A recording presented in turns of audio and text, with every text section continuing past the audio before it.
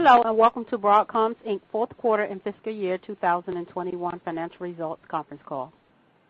At this time, for opening remarks and introductions, I will turn the call over to Ji Yu, Director of Investor Relations of Broadcom Inc. You may begin. Thank you, Operator, and good afternoon, everyone. Joining me on today's call are Hock Tan, President and CEO, Kirsten Spears, Chief Financial Officer, Tom Krause, President, Broadcom Software Group, and Charlie Kawwas, Chief Operating Officer. Broadcom also distributed a press release and financial tables after the market closed, describing our financial performance for the fourth quarter and fiscal year 2021. If you did not receive a copy, you may find the information from the investor section of Broadcom's website at broadcom.com. This conference call is being webcast live, and a recording will be available via telephone playback for 1 week. It will also be archived in the investor section of our website at broadcom.com. During the prepared comments, Hock and Kirsten will be providing details of our fourth quarter and fiscal year 2021 results, guidance for our first quarter, as well as commentary regarding the business environment.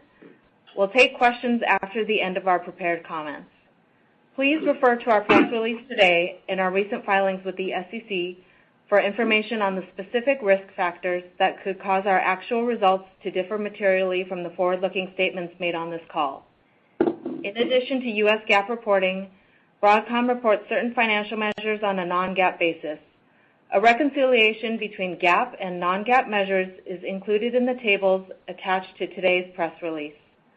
Comments made during today's call will primarily refer to our non-GAAP financial results. I'll now turn the call over to Hock. Thank you, Ji, and thank you everyone for joining us today. So in the environment we have today, enterprise demand rebounded sharply over 30% year on year. Hypercloud and service provider demand continued to be strong, and strong wireless growth in Q4 was driven by the seasonal launch of next-generation smartphones by our North American OEM. Meanwhile, our core software business continues to be steady with a focus on strategic customers. On the supply side, our lead times remain extended and stable.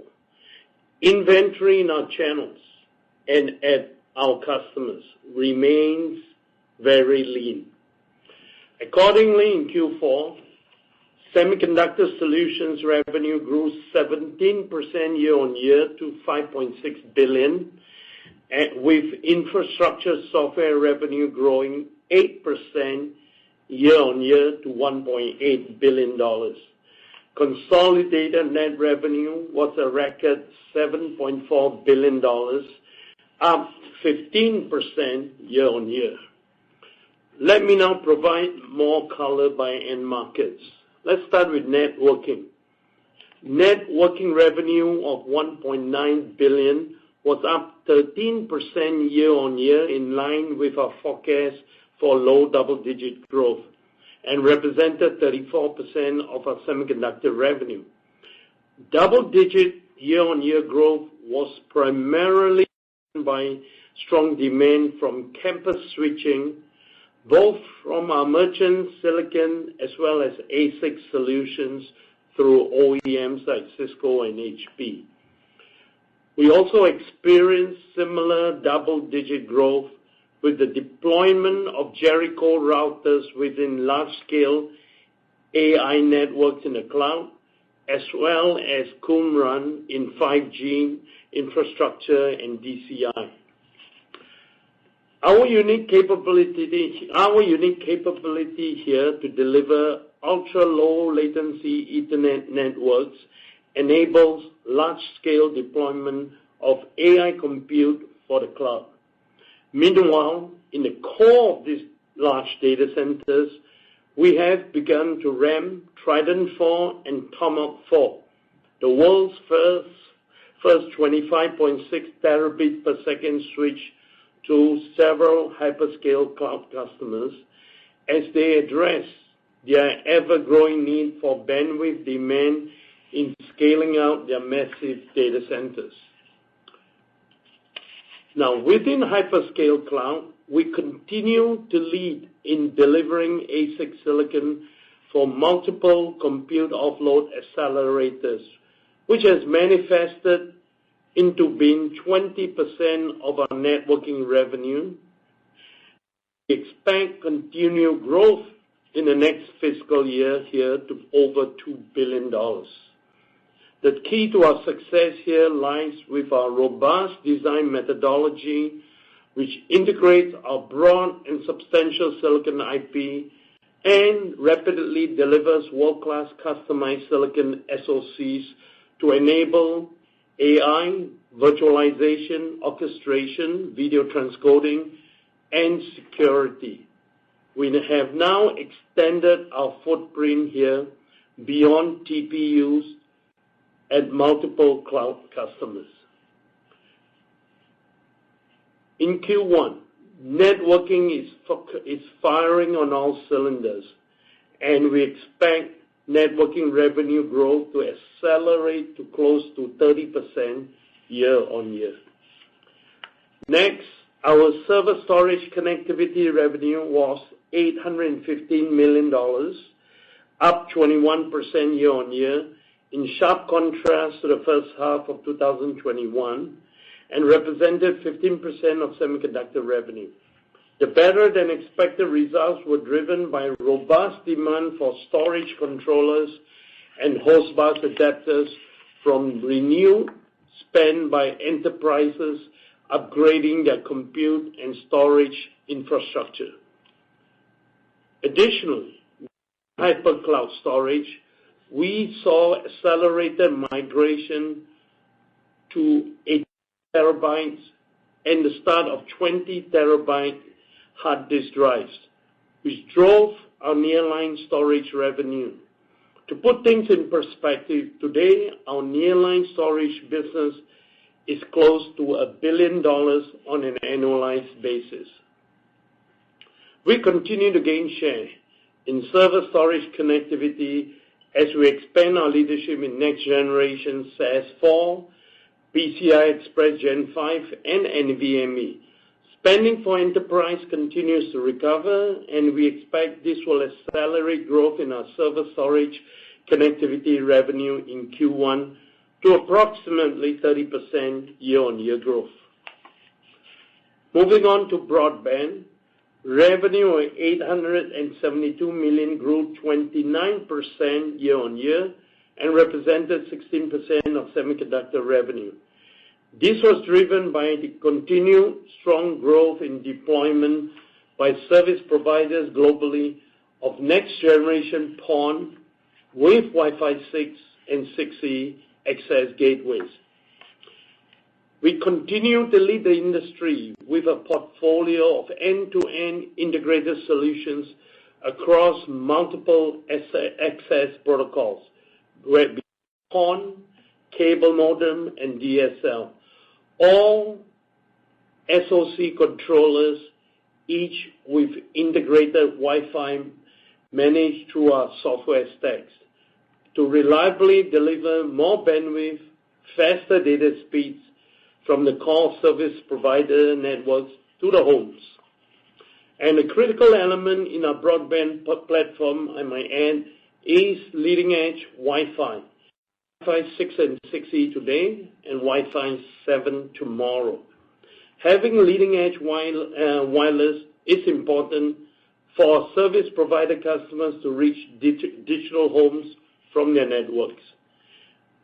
By the same token, in-campus switching in enterprises is also critical that our OEMs can connect enterprise data centers through campus switches to the access points with leading-edge Wi-Fi.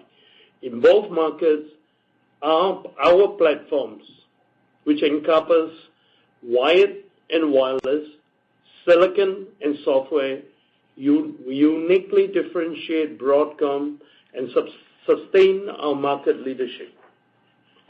So in Q1, we expect this double-digit % year-on-year growth rate in broadband to continue as we have seen for the last few years.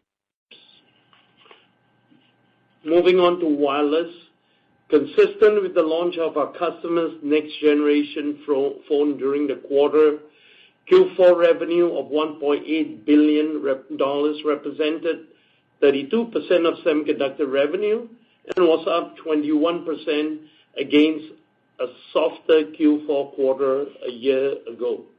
Nevertheless, we expect continuing strong demand into Q1, which will drive wireless revenue to be up sequentially single-digit and be flat to up low single-digit percentage year-on-year from the peak of a year ago. Finally, industrial revenue of $197 million represented approximately 3% of our Q4 semiconductor solutions revenue. Having said this, resales of industrial of $232 million grew 36% year-over-year in Q4, driven by strong demand from OEMs for electric vehicles, robotics, factory automation, and healthcare. As a result, our inventory in the channel declined further to below a month. And turning to Q1, we expect resales to continue to be strong at the levels we saw in Q4. In summary, Q4 semiconductor solutions revenue was up 17% year-on-year, and in Q1, we expect the momentum to continue and revenue growth to be up double digits again year-on-year. This implies that Q1 semiconductor revenue will be up low single digits sequentially. Turning to software, Q4, infrastructure software revenue of $1.8 billion grew 8% year-on-year, represented 24% of total revenue. Within this, Brocade showed strong growth of 19% year-on-year, consistent with strong enterprise recovery during the quarter and deployment of our next generation 7 fiber channel SAN products. Now, excluding Brocade, our core software revenue grew 6% year-on-year. In dollar terms, consolidated renewal rates averaged 116% over expiring contracts, while within our strategic accounts, we actually averaged 127%, consistent with prior quarters. Over 90% of the renewal value represented recurring subscription and maintenance. Stepping back and following the Software Investor Day last month, let me provide an update on the entire fiscal 21 for core software. Total backlog at the end of the year totaled $14.9 billion, up 15% from a year ago, with average duration of contracts extending from 2.6 to 2.9 years. This backlog translates into an ARR, or annual recurring revenue, of $5.2 billion, which was up 5% from a year ago. 74% of this ARR comes from our approximately 600 strategic accounts, which in fiscal 21 we renewed at 129%, or $2.4 billion of annualized booking value. $1.9 billion of this represented renewals on expiring contracts, and roughly $500 million represented cross-selling, including PLAs of our portfolio products to these strategic customers. For the year, we booked over 300 contracts generating greater than $1 million of revenue annually, with over 30 contracts generating over $10 million annually. With such stability in Q1, we expect our infrastructure software revenue to continue to sustain around mid-single-digit percentage growth year over year.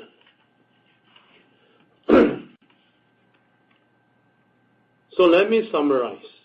With the continued strength in our semiconductor segment and steady growth in our software segment, total Q4 net revenue grew 15% year on year.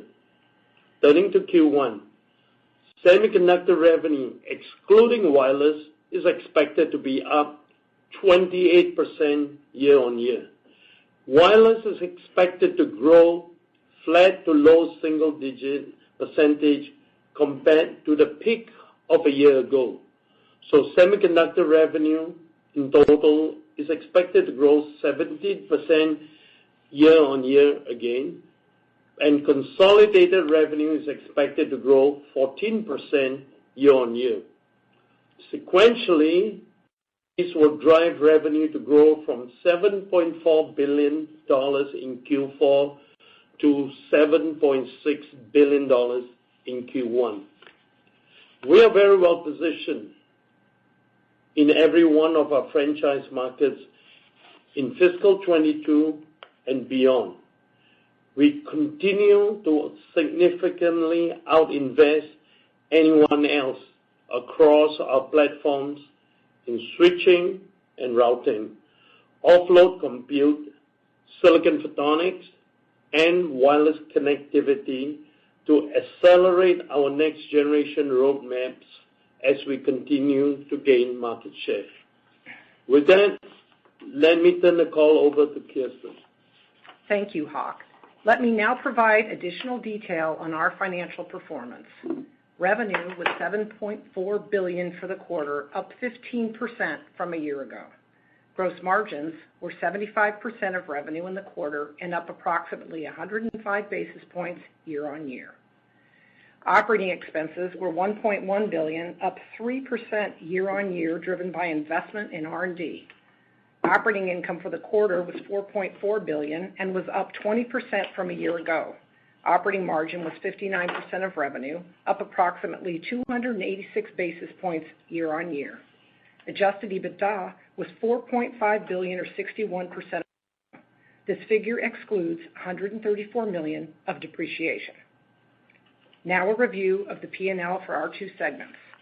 Revenue for our Semiconductor Solutions segment was $5.6 billion and represented 76% of total revenue in the quarter. This was up 17% year on year. Gross margins for our Semiconductor Solutions segment were approximately 70%, up 170 basis points year on year, driven by favorable product mix and content growth in next generation products across our extensive product portfolio. Note that we have been able to continue to expand our semiconductor gross margin despite higher wireless revenue mix. Operating expenses were $790 million in Q4, up 3% year on year. R&D was $701 million in the quarter, up 6% year on year. As a side note, for fiscal 22, we are planning to increase R&D spend in semiconductors by mid to high single-digit % year on year. As Hock indicated in his remarks, we are committed to investing heavily in our next generation products to maintain and even increase our leadership across all our franchises.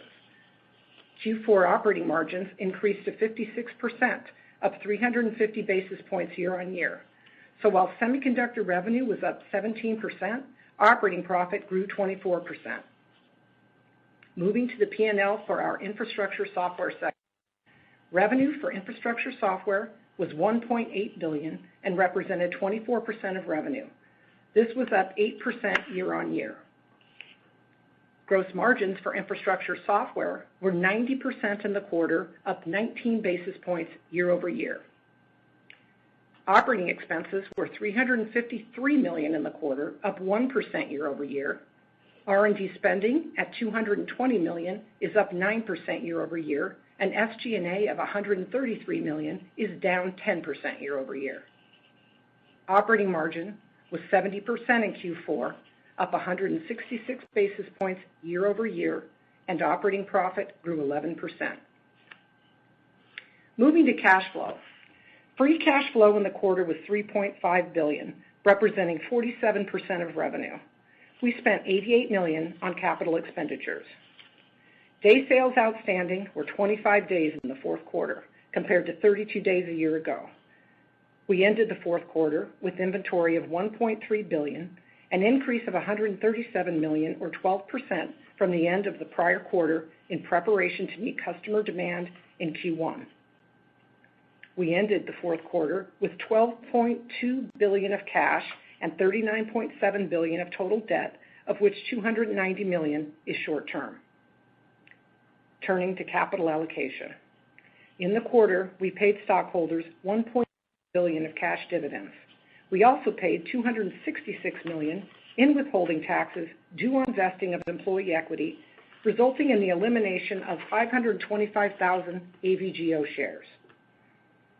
We ended the quarter with 413 million outstanding common shares and 448 million diluted shares. Based on current business trends and conditions, our guidance for the first quarter of fiscal 2022 is for consolidated revenues of $7.6 billion and adjusted EBITDA of approximately 61.5% of projected revenue. Let me recap our financial performance for fiscal year 2021. Our revenue hit a new record of $27.5 billion, growing 15% year-on-year. Semiconductor Solutions revenue was $20.4 billion, up 18% year-over-year. Infrastructure Software revenue was $7.1 billion, up 7% year-on-year. Gross margin for the year was 75%, up 100 basis points from a year ago. Operating expenses were $4.5 billion, down 2% year-on-year as we completed the integration of Symantec. Operating income from continuing operations was $15.9 billion, up 23% year-over-year, and represented 58% of net revenue. Adjusted EBITDA was $16.6 billion, up 21% year-over-year, and represented 60% of net revenue. This figure excludes $539 million of depreciation. We spent $443 million on capital expenditures, and free cash flow represented 49% of revenue, or $13.3 billion. Free cash flow grew 15% year-over-year. For the year, we returned $7.5 billion to our stockholders, consisting of $6.2 billion in the form of cash dividends and $1.3 billion for the elimination of 2.8 million AVGO shares. We have extended our weighted average debt maturity to approximately 10.6 years, with a weighted average interest rate of approximately 3.6%. Looking ahead to fiscal 2022, we remain committed to returning approximately 50% of our prior year free cash flow to stockholders in the form of cash dividends. Consistent with that, we are increasing our quarterly common stock cash dividend in Q1 fiscal 22 to $4.10 per share, an increase of 14% from the prior quarter. We intend to maintain this target quarterly dividend throughout this year, subject to quarterly board approval. Today, as part of our commitment to return capital to shareholders, we announced that the company's board of directors has authorized the repurchase of $10 billion of our common stock under Broadcom's new share repurchase program. The authorization is effective until December 31, 2022. This new share repurchase program reflects our confidence in the company's ability to generate strong and sustainable cash flow. Note that we expect the diluted share count to be 448 million in Q1. This excludes the potential impact of any share repurchase. That concludes my prepared remarks. Operator, please open up the call for questions. Thank you. Ladies and gentlemen, to ask the question, you will need to press star then one on your telephone. We ask that you limit yourself to one question and one follow-up, and you may rejoin the queue if you'd like to ask other questions. Again, that's star one to ask the question. Please stand by while we compile the Q&A roster. Our first question comes from the line of Toshiya Hari with Goldman Sachs. Your line is open.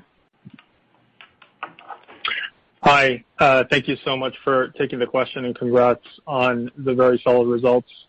Hock, I know you guys don't guide for the full year, but I was hoping you could kind of walk us through how you're thinking about fiscal year 22 on the semiconductor side.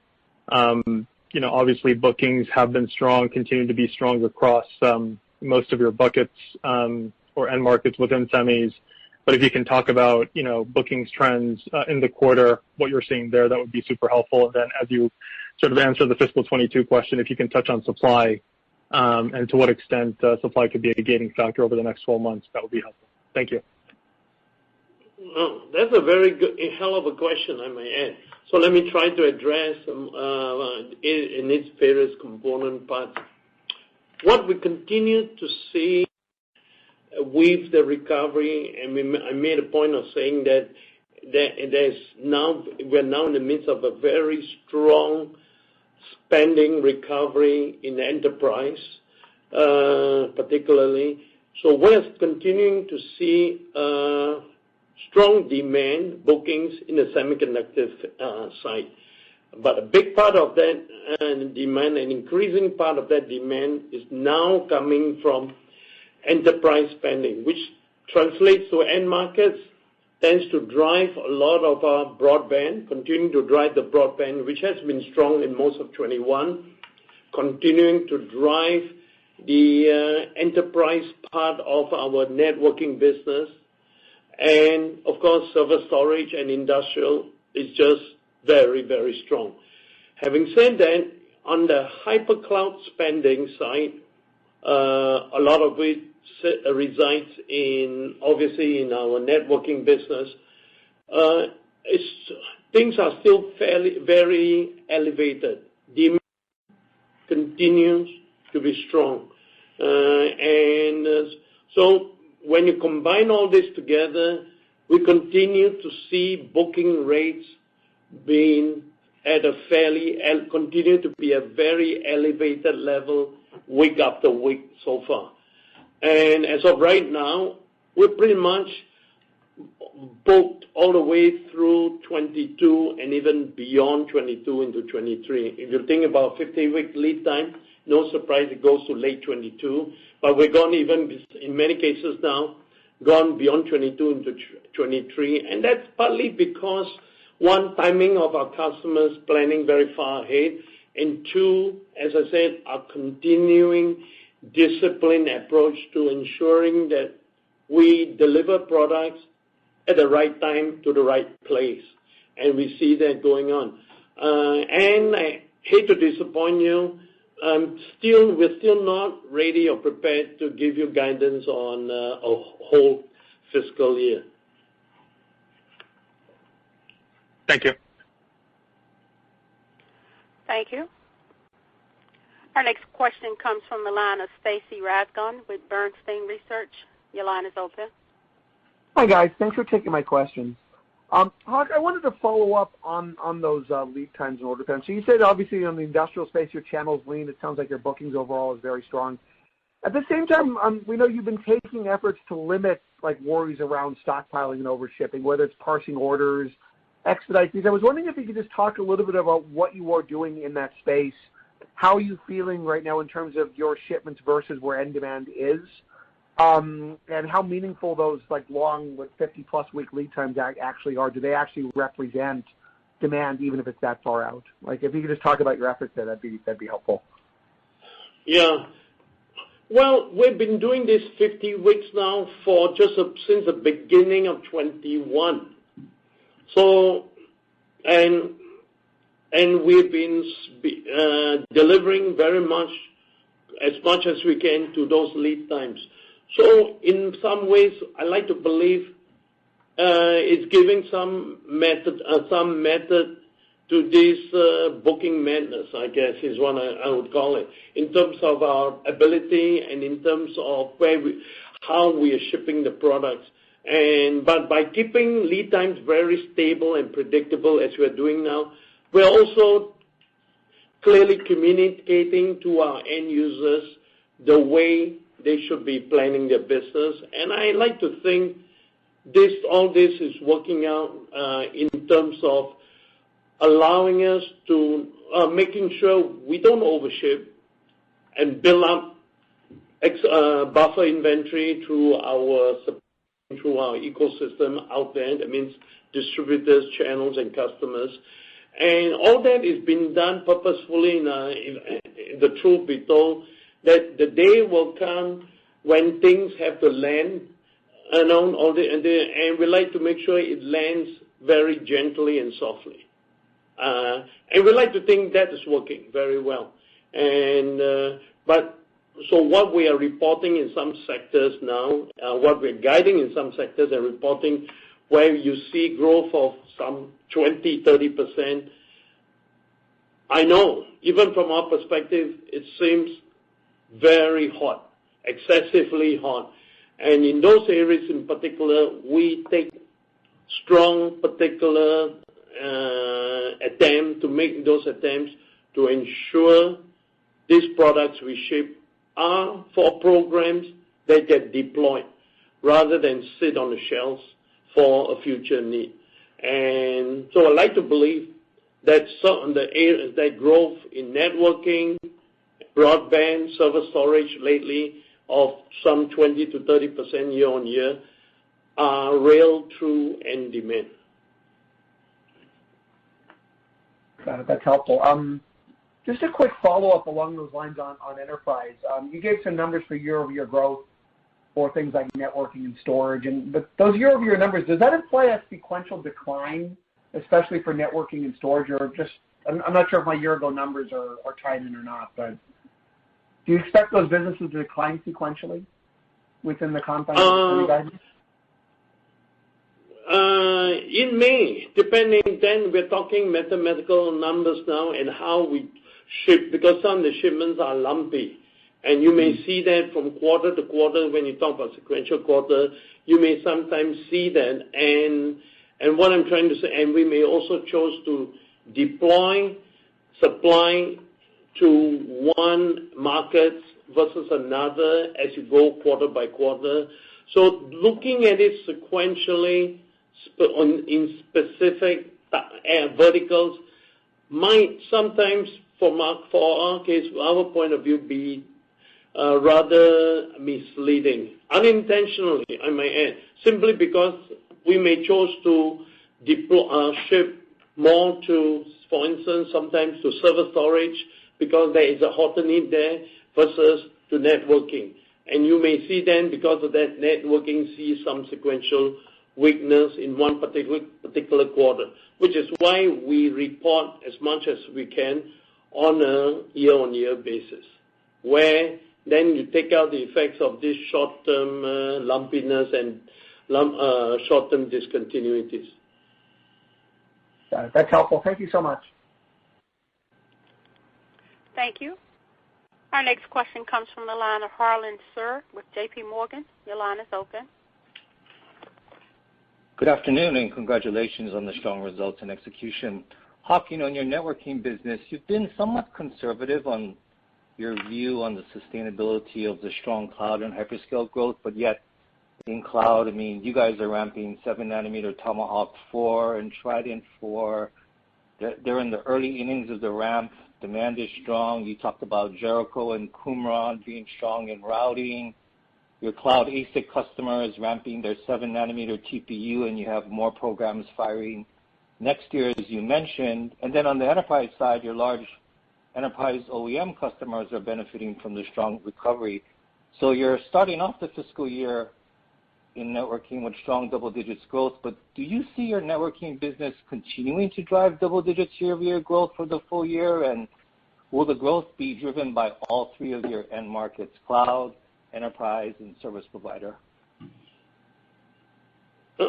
Harlan, that's a hell of a question. Yes, and the only way I can answer that is, if this is the way of trying for me to ask me to guide you on networking for the year, ain't working. I'm not doing that.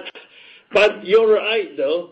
There are a lot of levers, and I articulate quite a few of them, and maybe I oversay it in some cases, and they seems to be, as I use the expression, as we sit here today and going into 22, firing on all cylinders. And by that, I mean more than just forecasting. We actually seen the backlog. We have the backlog, and they keep building up. And you're right, hypercloud, guys. Like you would have asked me 6 months ago, I would not believe the level of spending they're embarking on right now in 22, but they appear to be. So we have, you're right, enterprise has been strong, and you've seen the rate of growth of enterprise year on year of 30% across broadly, and cloud has at their current elevated levels we are seeing in networking has not softened, has not weakened. It's still sustaining. Now, it's not recovering, obviously, year-on-year basis as fast as enterprise is showing, simply because enterprise is starting from a lower point. But cloud is still growing.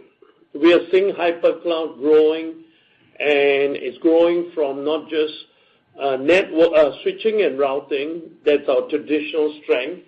Is growing now for us on what I, for want of a better expression, collectively call offload computing applications, from virtualization, orchestration, and more AI, beyond just a single lead customer we have in TPUs today. So we're seeing multiple, as I said, multiple levers, all moving in the right direction for fiscal 22. And good possibility, what we're seeing today, this in Q1, would run for a large part of fiscal 22. Great. Thank you for the insights, Hock. Thank you. Our next question comes from the line of Vivek Arya with Bank of America Securities. Your line is open. Thank you for taking my question, and congratulations on the strong results and the guidance. So, Hock, I find two things interesting. One is you didn't use the word metaverse in your commentary, but that's not my question. The question is on the buyback announcement. What changed your view? You know, because for some time you were not as favorable towards buybacks. So the $10 billion announcement, is that more a statement about business trend? Is it lack of M&A targets? It's, you know, are you going to be more consistent in buybacks? So that's part A of the question. And part B is that if I take that, you know, $6 or $7 billion in dividends that you will pay next year and add the $10 billion in buybacks and apply the free cash flow range you have, it suggests sales of somewhere in the low to mid-30s billion, right, using that math. And I know you're not giving a guidance, but does that, you know, math make sense? Thank you. Hey, you're very good at these numbers. I shall just bow to those better judgment and wisdom here. Thank you. Next question. Okay. Thank you. You have another follow-through? Please. Yes, thank you. Yeah. So wireless, you know, is your most seasonal business. Is there a way you're thinking about wireless? So you said it could be up somewhat, right, in the January quarter. How are you thinking about seasonality for that business going into the April quarter? Oh, April quarter is hard to forecast. I mean, this is consumer, right? So it's very hard. I can't even begin to forecast, much less. I think my customer would be better at it, and even then I suspect they are very challenged. But what we do see, interestingly enough, is demand for our components for the January quarter is good. And hence you see the fact that even as we measure year on year to an all-time peak a year ago, was still flattish to slightly up. And sequentially from Q4, which in this current round, you're correct in this regard, Q4 is supposed to be back to normality in seasonality, has been the peak quarter. Our Q1 will exceed our Q4 shipments as we forecast today.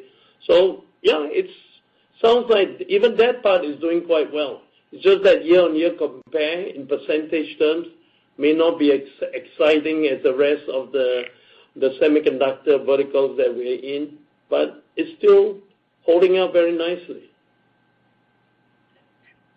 Thank you. Thank you. Our next question comes from the line of Ross Seymour with Deutsche Bank. Your line is open. Hi, thanks for letting me ask a question. I guess I'll ask the two questions, and then I'll listen to the answers for both the question and the follow-up. So first, Hock, I want to revisit kind of the quality of demand and maybe ask it a different way. You've talked about undershipping what the actual demand or what your bookings are because you believe you can ship to actual demand. So that delta between what you're shipping and what is being booked, is that changing? Is it shrinking, growing? Basically trying to get at any change in customer behavior. And then the second question would be separate and one for Kirsten. You mentioned about the OpEx on the semiconductor side rising going forward. Any more color about the linearity of OpEx as we go throughout the year and any color on kind of the areas that would be focuses of that investment? On the first, Ross, that's a very, very clever question, I might add. Has anything changed between what we're booking versus what we're shipping? I'm trying to answer it not because I'm not trying to answer it. It's because the demand by verticals have rotated somewhat. And you can probably understand that. So what I'm saying is, one clear example is what I'm saying now. Enterprise is actually waking up big time, and they are asking for products. They're asking for products in a very, very urgent manner. And so we're seeing a lot more shipments to OEMs who support those enterprises. And by verticals, we are seeing strength basically in server storage in particular, and also the enterprise portion of networking. Hence, the strength in, as I mentioned, campus switching and Wi-Fi in many ways. Because enterprise, campus switching now for enterprise switching needs a wireless strategy component. And so we're seeing our Wi-Fi business for access gateways in enterprise really take off now. Having said that, our classification of cloud includes telcos, service providers. They've been steady. It's interesting, cloud and telcos have been steady, but they've been steady in different manner. The cloud guys are now pushing more and more into compute offload. I mean, the programs you're working on starting to manifest as deployment. So we're seeing that. And that is really driving some more growth than just normal switching and routing that we have seen super strong in 2021. We've seen areas like in some of their very massive scale out of machine learning or AI networks. Here you need a different kind of performance of those networks. So we're seeing a different kind of products going into that areas. And I highlighted in my remarks about, Jericho going into many of those AI networks in the hypercloud. And of course, 5G continues to be, goes through cycles and happen to be a cycle 5G deployment and backhaul is strong, and we ship a lot of Qumrans. So it varies, but if you take it from a macro point of view, hasn't changed from 6 months ago, Ross, which is the undershipment from the level of bookings we're seeing. The OpEx side, Kirsten? Sure. Hi, Ross. So what I would expect, the way I look at OpEx, I'll comment on a consolidated view for the company. You're going to see a step up in Q1, definitely. And then remember in Q2, we have the the payroll taxes that we pay in Q2. So we have another step up in Q2, and then for the rest of the year, I'd look at that continuing out. That's how I would model that. Great. Thank you. Thank you. Our next question comes from the line of John Pitzer with Credit Suisse. Your line is open. Yeah, good afternoon, guys. Thanks for letting me ask the question, and congratulations on the strong results. Hock, maybe just to follow on to Ross's question about the R&D commentary that Kirsten had in the prepared comments. You know, with the growth that you're expecting in the semi R&D, do you think that that will outstrip the semiconductor revenue growth for the year or not? And not having had the time yet to go back and look, is this an unusual spend year? And if so, what's driving it? Is it concern about increased competition? Is it the opportunity set getting a lot bigger? And kind of what areas are you focused on? And then I have a follow-up. I think we have continued to have been spending on R&D in the silicon side on a fairly consistent basis, and so we have. And but in some other areas, and it's not so much about worry about competition as see the underlying part of our business model across our various franchises is simply that we always out-invest, out-engineer anybody else in the verticals in those franchise verticals we are in. And so from our point of view, hey, now is a great, because, you know, during COVID-19 in 20 and in part of 21, things were not as moving as fast as perhaps we believe a normal cadence of product cycle turnovers should be, product life cycle. So we are now jumping in 22 to basically bring it back up to where it should be in terms of normal product cycle cadences. And in that sense, you're right. It's not because of competition. It's because we believe we need to deliver this new generation products with better features, better bandwidth, low latency to our customers, and who are now ready and willing to take it on. And we, having said that, we invest now. You don't see the impact of that probably until 23, 24. So, but we feel that there's some hiatus of new technology being absorbed in 2021. So now is the time to really accelerate new technology, new generation of products for its absorption as much as we could in 22 and definitely in 23. So it's logical that spending would go up, and we are stepping up for that.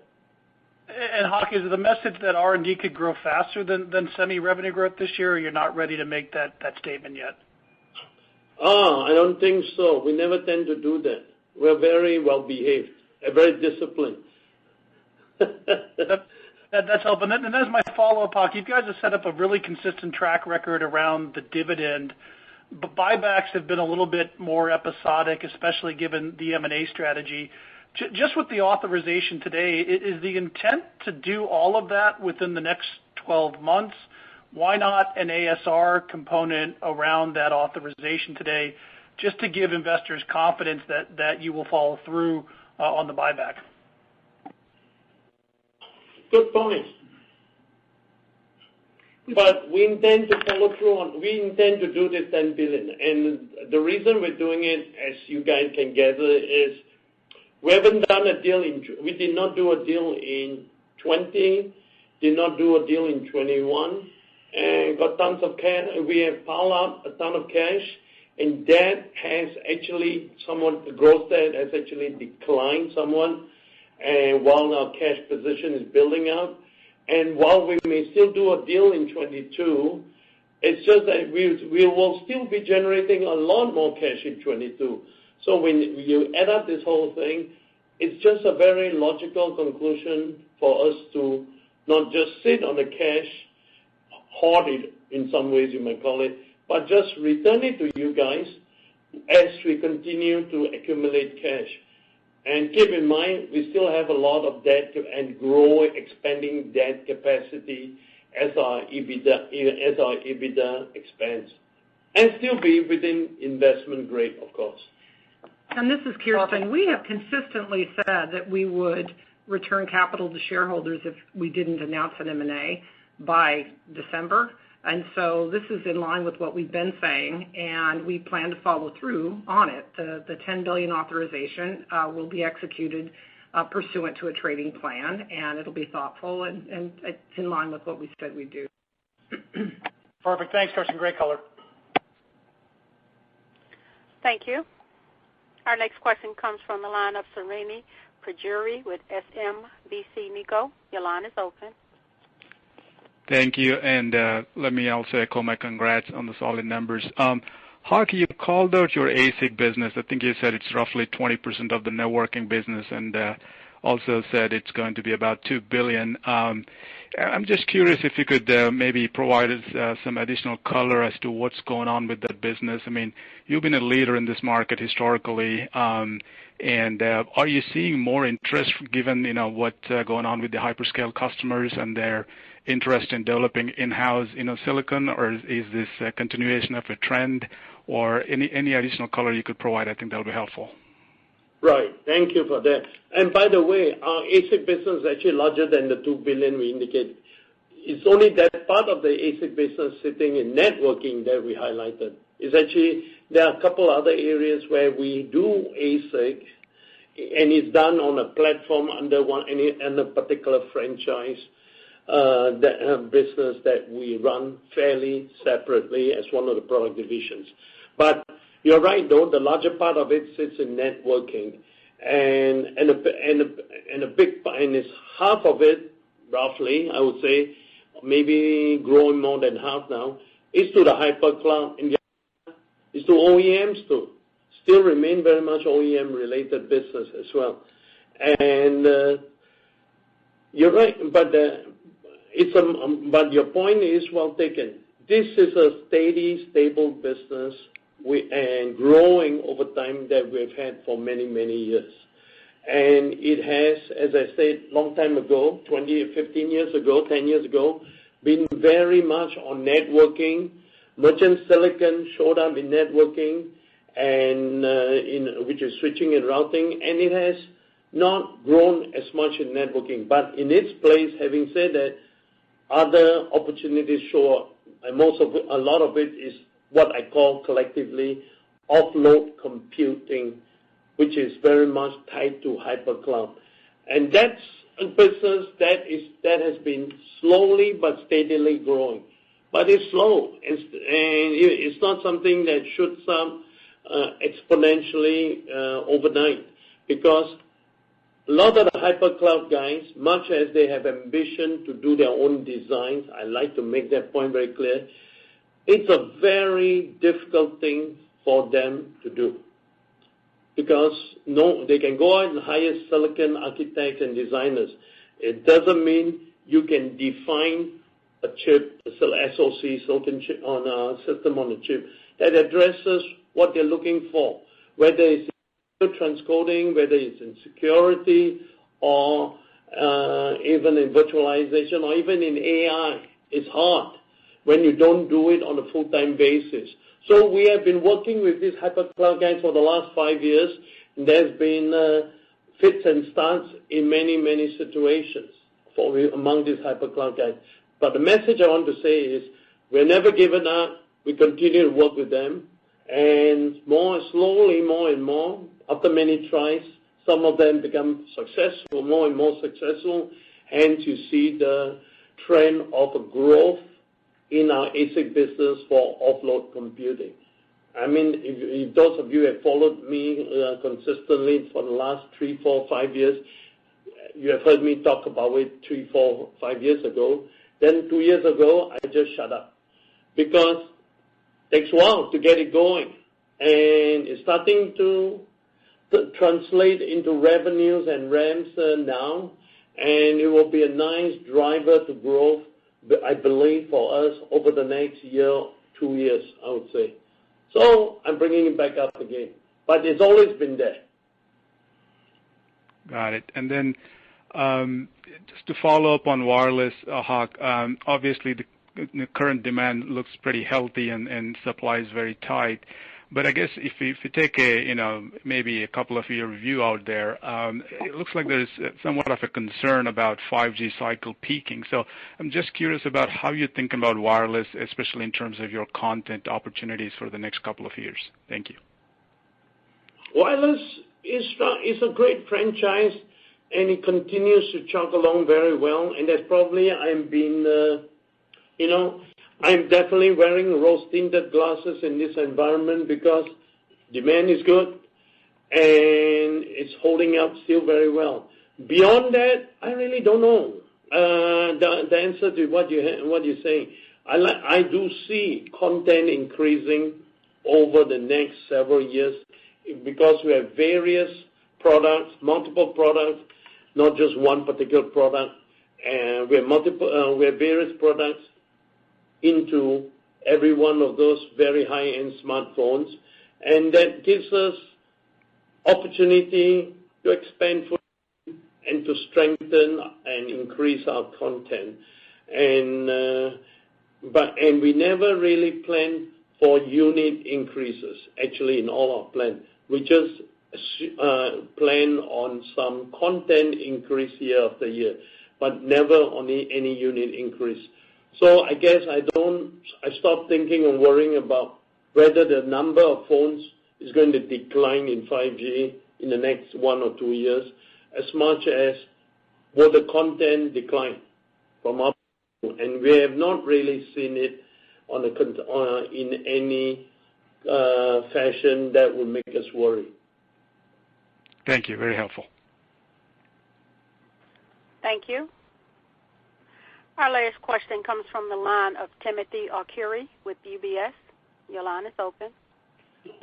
Thanks a lot. Hock, I had two. The first is on customer behavior, and I'm wondering if you've seen any change there. So, I guess the question really is around, are you seeing any change in the portion of customers that want product inside a lead time and are willing to pay your expedite fees? And I guess, does that sort of inform you to the degree to which your shipments or the orders are sort of matching, underlying consumption? And then I had a second question too.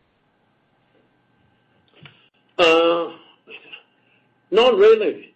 It's because I think we've gone through it now for 1 year, and I think our customers have, most of them anyway, I can't say all of them, have started to plan their needs accordingly. Now, it doesn't mean they are perfect in their planning, and so occasionally it happens they come running in and ask for order expedite deliveries within lead times, and we see that, and we work through that. But by and large, our customers are planning better and better because they have practice at doing that. Doesn't mean it's perfect, and in some cases where we can't do it, they probably will look for if they can find alternatives. And to the extent there are alternatives, my competition gets some benefit on those spot situations, and that will happen. Because I love to be perfect, but we cannot be, and sometimes our customer misses, we miss, and that happens in situations, and because of previous commitments, we cannot obviously pull in their demand. But those are still happening. Is there a change since then? No, not for months. I think, as I said, customers are much better at doing it now, at least when it comes to dealing with us. Got it, Hock. Thank you. And then I guess the last question really is around wireless. And now that you're into December, you should, I think, have a pretty good handle on how much your content's going to grow for fiscal 22. So I was just wondering if you can sort of give us a sense of maybe how much content's growing. Is it growing, say, say 10% this year type of thing? Thank you. About 5-10%. Very consistent with what we thought it would be 6 months ago. Perfect. Okay, Hock. Thank you so much. Thanks. Thank you. I would now like to turn the call back over to GU for closing remarks. Thank you, operator. That will conclude our earnings call today. Thank you all for joining. Operator, you may end the call. Ladies and gentlemen, this concludes today's conference call. Thank you for your participation. You may now disconnect.